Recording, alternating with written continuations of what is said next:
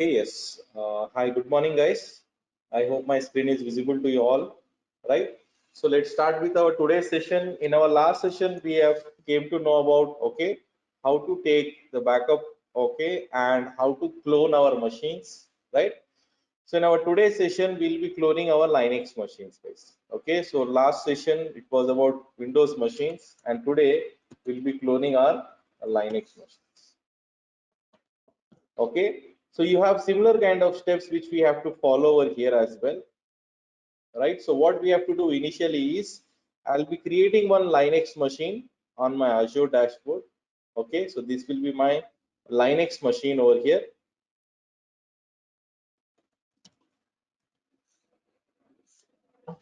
Okay, and then on top of my Linux machine, okay, I will be creating some files, folders, and I'll be installing softwares, and in that I'll be installing HTTPD. Okay, so after installing HTTPD, right, I'll be writing one message on this Linux machine. Okay, I'll be giving one message on this Linux machine, and you will be reading this message from the IP address of this machine, right? So whatever message which you are giving over here, we will be reading this message outside of our Linux machine, which means this Linux machine, it will become a web server for us, right? So this Linux machine will be acting as a web server for us, right? So what I'll be doing is, if you have your IP address over here, I'll be taking that IP address, okay, and then I'll be giving this IP address in the browser interface over here like this, okay, and you can give it on to your Chrome browser, and we will be getting our message from our Chrome browser like this, right? Now, when everything is working fine on this Linux machine, when you are getting a message from this Linux machine, let us assume that this is your parent machine. Okay, if this is our parent machine, now what I'll do is, once I have installed HTTP, once I have created all the files, once I have created all the folders, all this data, right? Then I'll capture the image of my Linux machine over here. Then I'll capture the image over here. Okay, so I'll create an image of my parent machine. So this will be my image over here. Okay, and from this image, okay, from this image only I'll be creating my child machine. Okay, so whatever child machine I'll be creating from this image, I'll be creating it over here, and whatever is there on your parent machine, okay, your files, folders, okay, your package, your message, whatever you have given on your parent machine, all those details and data will be available on your child machine also. So on child machine, we will be receiving all those things over here on our child machine. Okay, and if you are getting a message from parent machine, okay, if I'm getting a message from parent machine, I should also get a message from my child machine also. On my child machine, I will not install HTTP. On my child machine, I will not write any message. So a message is there on my parent machine, that same message should be available from my child machine also. Again, on child machine, we will not install HTTP. So on one machine, what happens in real time is, on one machine you will do all the setup, you will install HTTP, you will do all the configuration setup, everything is done. And once it is working fine perfectly, you can take the image of this, and from that image you can create 50 child machines also. Okay, you can prepare remaining servers from that image only. So again and again will not be installing HTTP. That is only for one machine installation setup only. And from that machine, you will be creating other machines, right? Now, okay. So if I'm getting the message from my parent machine, I should be getting the message from my child machine also. Okay. So from the IP address, you should be receiving a message over here like this. Okay. And again, I'll not perform all these operations on my child machine. Okay, all the addresses should be coming from this IP address. So this IP address, I will give it on my Chrome browser, and I will receive all those messages from over here like this. Okay, give this address in your Chrome browser, and you will receive all these messages like this.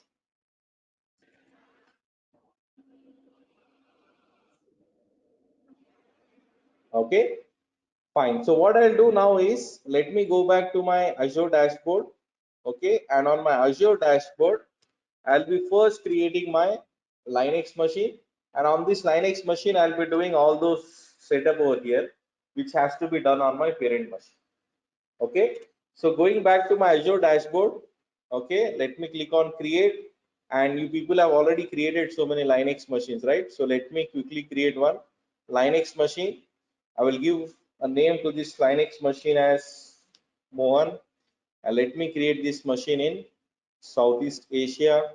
I will select my Red Hat Linux flavor, okay, and this is the available version with 8 GB of RAM, okay, and I already have my key over here, so I'll select the existing key for my Linux machine. Okay, I've given all the required fields. Now let me add SSH and HTTP also. If you don't add HTTP, you'll not get the message back from our Linux machine. Okay, so we have selected both the points. Now let me quickly create this machine with the review plus create. Okay, so it will run all the validations. So once the validations are passed, I will be creating this machine. Okay, validation is passed now. So I'll click on create. Okay, and deployment will start now, guys.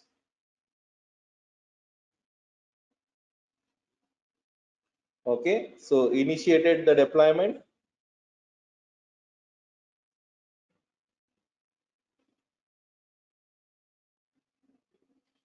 and deployment is in progress now. Okay, so deployment is going on. Okay, so resource got created over here, guys. So if I go to my resource, we can see that this is our Linux machine which got created over here, right?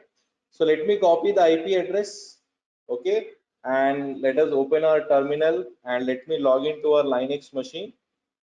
Okay, so I'll add my IP address over here, and SSH is the command, and I'll give enter, and I will say yes to connect, and I will log into my Linux machine over here.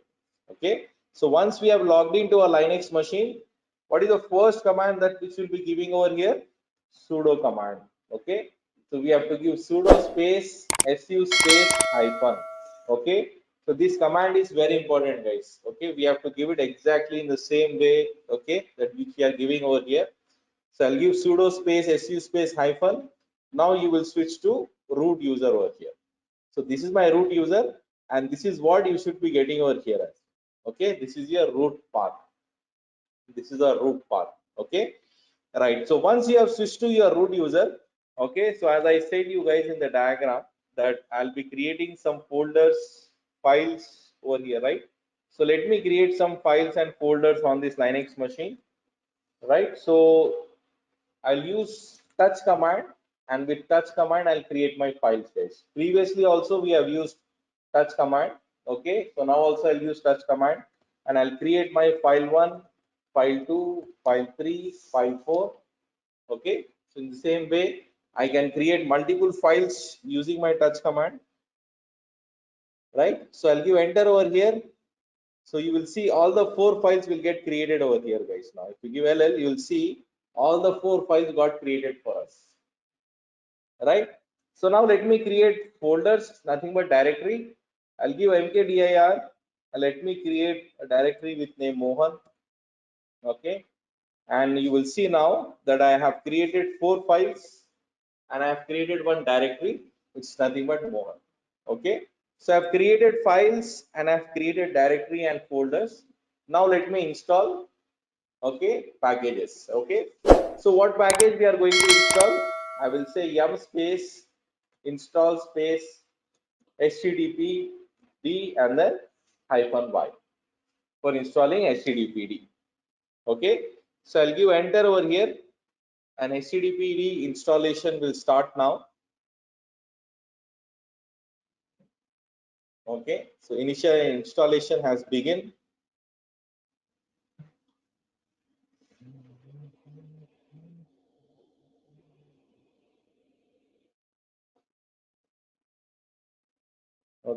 So it is installing HTTPD now. Yes. Okay. So once the HTTPD installation is done, okay, as we guys know that whenever you install any package on Linux machine, right away it will not be ready for us. Okay. So if you go and check the status of HTTPD, it will be in inactive and it will be in dead state. It will not be in active mode, right? So what we have to do, we have to start our HTTPD package first. Okay, so how to start your package? You will say systemctl start HTTPD. We will start our package and then we will give systemctl enable HTTPD. Okay, so we have started and we have enabled our package. Now if we go and check the status of HTTPD, it will be active and it will be in running mode, right? So it is active and it is in running mode over here, right? Very good. Now once it is active and running, we will go to our root path and we will add our message. Okay, so I'll go to vim space /var /ww/html and index.html is my root path file. Okay, so index.html is the file where I have to add my message. Okay, so I'll give enter over here and press I and start writing your message. Okay, I'll say hello over here. You can write any message. Okay, I'm giving just hello and hello. Now let me save this message by giving escape shift to colon WQ. Okay, you have to press escape. Once you press escape, insert mode will be exited and you have to give shift colon WQ, right, and quit for saving this file, right? And once you give WQ, you give enter, you will come back to your Linux machine. Okay, you will come back to our Linux machine. And once you come back to your Linux machine, now we have to give our permissions. Okay, because this index file where you have given your message, that will not have any appropriate permissions. Okay, so which means it will not allow you to read the message from that file. Okay, so we have to add permissions. I'll give chmod command, change mode command, and I'll give 777 full permissions. Where I have to give these permissions? To my index file, which is in /var /ww/html, and index.html is my root path. So we have to give our permissions to our root path file, which is our index file base. Okay, so now if I give enter over here, permissions have been given now. Okay, so once you have given your permissions, okay, we have to restart our HTTPD service. And before that, okay, if you people have not enabling that firewall, we have to enable firewall over here. Okay, so normally in my machines I'll be enabling that. So in your machines, guys, okay, give this command as firewall-cmd. so internally on this machine, firewall will be there for every Linux machine. Okay, by default it will be turned off only. So we have to enable that firewall for HTTP, so that HTTP can pass that firewall, or else firewall will not allow it to pass that message. Okay, so we will be giving firewall-cmd and then --zone. I'll enable this for public zone so that they can access my message from firewall, and I will enable this, okay, permanent over here. Okay, and then I'll give --add, and I have to add service. And what is my service? It is HTTP. HTTPD is my service name. Okay, HTTP only. Okay, don't add D, it's HTTP only. Okay, we have to enable our HTTP service. Okay, and once you have enabling your HTTP service, it will give you success that you have enabled your HTTP service. And once you have enabled HTTP service, the way we are restarting our HTTPD, we have to restart our firewall D also. Okay, which means you have to reload the changes. Yes, refresh. Okay, we have to reload the changes. Whatever changes you are doing, we have to refresh. So with the refresh, it will get reloaded because I'm changing my firewall setting over here. So whenever you are doing some changes on Linux machine, you have to refresh.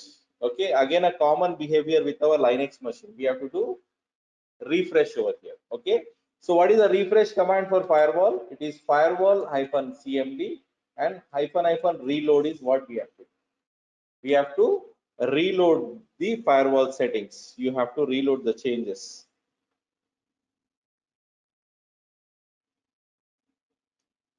Right, so I'll be reloading my changes over here. So if I give enter over here, yes, success. Okay, firewall got refreshed. We have reloaded our changes. Now let me reload HTTP also.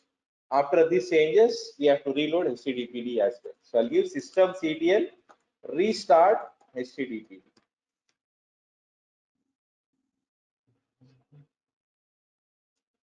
Right, so I'll be restarting my HTTPD also over here.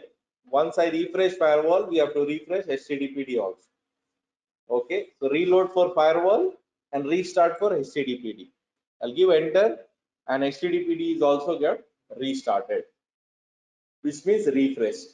Okay, right, very good. Now going back to my diagram, once I have performed all these operations, so let me check that I'm able to get the message or not from my parent machine. I'll copy the IP address. Okay, and if I enter the IP address in the browser, I'm getting the message. Okay, I'm getting the message over here. Right, very good. Now once you are receiving the message and once you did all these changes on your parent machine, okay, I will capture the image of my parent machine. Okay, we have to capture the image of our parent machine.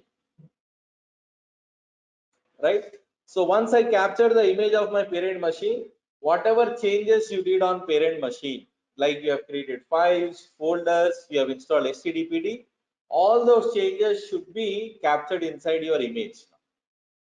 Okay, and from that image I'll create my child machine. Okay, and I will not perform all those things on my child machine again. Okay, so let me create an image first. So go back to your machine. Okay, my machine name is Mohan over here, and for creating the image of this machine we have to go to capture option. So there is a caption option over there, right? So I'll click on capture over here, right? And let me, okay, save these things to my gallery. Okay, so the same resource group name. Okay, and we have to say yes for saving this image to my gallery.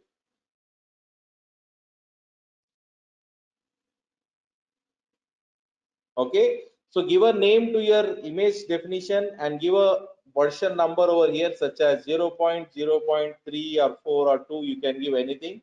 Okay, and previously as I told you, end of life means you can delete that image on that particular day. In an automated way it will get deleted from over there, and I'm creating one image over here. Okay, so if you are not having VM image definition, you create it one, guys. Simply you have to just give a name, click on create new, give a name over there. That's it. Okay, and this is where I'm saving this onto my image. Okay, same onto same Southeast Asia. Okay, now I will click on create and you will see an image will get created over here. Okay, so it's running with final validation has got done, completed successfully. Now I will click on create, an image will get created over here. Okay, so we will see that one image will get created over here. So image creation is under progress now, and it will start deploying an image for us. Okay, so image creation is in progress. Okay, it will change the picture over here now.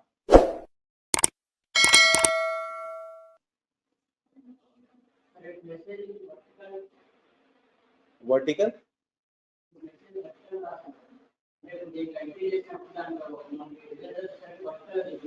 Mm. Sorry. Okay, so I'm creating a image, creating a virtual machine, guys, with the image which I have created. Okay, so I've selected the image fields and now virtual machine creation is in progress. Hello, sir. Okay, so this is the machine which we are creating with the image, guys. Okay, so this virtual machine should get created with the image that which we have created now. Okay, so resource got created successfully over here. Now let me go to my resource. So this is a child machine which got created from our image. Okay, so I'll be going to this resource over here, and once I go to this resource, so this is a child machine which we have created from our own image. So what I will do is, if you are getting a message from your parent machine, I should be getting a message from my child machine also over here, right? So without even logging to this machine, I will copy the IP address, and if you enter the IP address over here in the browser, and if you see, you will get the message from child machine. Not even required to log in also in that child machine. The way how your parent machine is performing, in the same way your child machine will also perform. Okay, if you want to verify, if you check the IP address, my parent machine IP address is 20.212.150.226, right? This is the IP address of my parent machine, and if you see the IP address of your child machine, it is 52.163. Okay, both are having different IP addresses. Okay, and even my child machine, I did not even log into my child machine also. Okay, forget about giving this message and all. So how this message is coming over here from our child machine? Because as we have created your child machine with the image, whatever the action which you have performed on your parent machine, all those got captured inside your image over here. And with the help of this image, as you have created a child machine, that is the reason why your child machine is able to give the message to you over here. Okay, no need to set up the child machine again. That is the advantage. So in real time, you will create one machine, you will do all the configuration on that one machine, you will do all the required changes, and from that machine you will create multiple machines. From that one machine you can create 10 servers also. Okay, so we'll not configure 10 machines, only one machine you will configure, and from that one machine you will create remaining multiple machines, right? So just to verify, let me log into this child machine also. So from the message wise, we are sure over here that we are successfully receiving the message also. Okay, now let us log into child machine and let us verify that files and folders are also there or not. Okay, so this is the first time I'm logging to my child machine. So I'll copy the IP address. Okay, I'll go back to my terminal. Okay, and let me log into my child machine. I'll enter the IP address over here, and this is the first time I'm logging to my child machine, guys. Okay, so I'll give enter, and I'll give yes to connect. Okay, and this is my child machine over here. Okay, you can see this showing me the name as well over here, that this is my child machine. Now the very first thing which I will do on my child machine is I will give a sudo command, and I will switch to root user over here, right? So I'll give enter, and you can see that I will be switching to root user over here. And once you switch to root user, if you give LL over here and check, all the 4 files and that folder is also there. Whatever files which I have created on my parent machine, all that files are available. Whatever folders which I have created on my parent machine, all that folders are available. So you can create 4 or you can create 100 files also. It will capture. Okay, if you create a single folder or if you create 1000 folders also, it will capture. Okay, now if you check the status of your HTTPD, okay, it will show that it is active and running. No need to install it also, because it was available on parent machine already. So that is the reason it is available on your child machine also. No need to install it also again, right? So this is one of the major reasons that why we are using cloud in real time, guys. Okay, this is one of the major reasons that why we are using Azure. Okay, you are okay. Let me tell you a small example over here. So before cloud came into picture, or before Azure came into picture, if you want to clone your machines, there was a very big task and a very lengthy process for there actually. Okay, if I give you the example of, okay, let me give you one example over here, a real-time example. Okay, you people have very much known about Uber over here, right? Uber. Okay, so Uber, they actually started from US. Okay, this is an American company. They have started their operations in US, right? California. Now Uber is operating in India, they are operating in Singapore, and if I take the list, it's in UK, London, the list will go on, right? So how they are moving their servers from US to India, or from US to Singapore, or from US to London? Okay, if cloud was not there, right? If cloud was not there, you have to take the backup of those servers physically, or they used to take that servers and come back and take that servers over here in that data centers, right? Now with cloud, what is happening, okay, they have the same machine, same logic, everything is already configured over there in US, right? Now what Uber is doing is, Uber is creating the image of that server. Uber is creating image of that server, okay, and with that image, okay, they are creating one more server. They are giving the name to this. I've given the name as child over here, right? They'll be giving the name as India over here. This is for India operations. Okay, few changes they will do in terms of naming and all. Logic will not change, guys. It's the same logic for searching the cap. Okay, it's the same interface also. There is no interface change. Interface is also same. Okay, so most of the things are same, only they will be changing the names to India or Singapore or London, wherever they are operating, and they will be creating more and more servers in that region. Okay, now capturing your servers or cloning your servers, okay, is very smooth with the help of images, guys. It helps you a lot actually for backing up, for taking a backup, for cloning, and this is one of the real-time examples where you can implement this one. You can clone your servers and you can start your operations. Clone your servers, start your operations. Okay, so with cloud and with Azure, this is way much smoother now. Way much smoother actually. You are cloning and you are one. So imagine if cloud was not there, it was very difficult to clone your machines. It was very difficult because over here I have installed HTTP. Like that, if you have installed 50 softwares in your machine, so will you again start from scratch? Again, you will install all that 50 softwares. Time taking process, right? You have already installed 50 softwares in one machine. Again, in second machine, again, if you want to start from scratch, it's a very time taking process. So if one machine is successfully running, why can't we capture that machine? So we can do that same thing over here. If that machine is running successfully, it will also run successfully for us. No issues with that. Okay. So this is one of the major reasons why we are using Azure Cloud Base. Okay. One of the major reasons for cloning. Physically on your physical machine is difficult to do. If I tell you guys, whatever is there in your laptop, I want exact same laptop as the second machine. Difficult to do, right? Your laptop is there, exact same laptop I want to clone as the second machine. Difficult to do. On physical machines it is difficult, but on cloud servers it is very smooth. You can entirely clone, you can take the backup of your machine very smoothly. No issues at all. Okay. So go ahead and try to create your child machines, guys. Okay. So create your parent machines, create your child machines. Okay. We can see over here, both the machines are there. Okay. And we can see the child machine is also running successfully. Okay, so go ahead and create your child machines as well. Install packages, create files, install packages, and try to get the message from your child machine also, guys. Okay, so that will be your today's task actually. Okay, so go ahead and complete your today's task, guys, with this thing, and very important as well. Okay, very important. Okay, anyhow you have to, in a week 2 or 3 times you will be creating the images. Okay, regular operation which we have to perform over here. Fine, right? Okay, so I'll be saving the share for our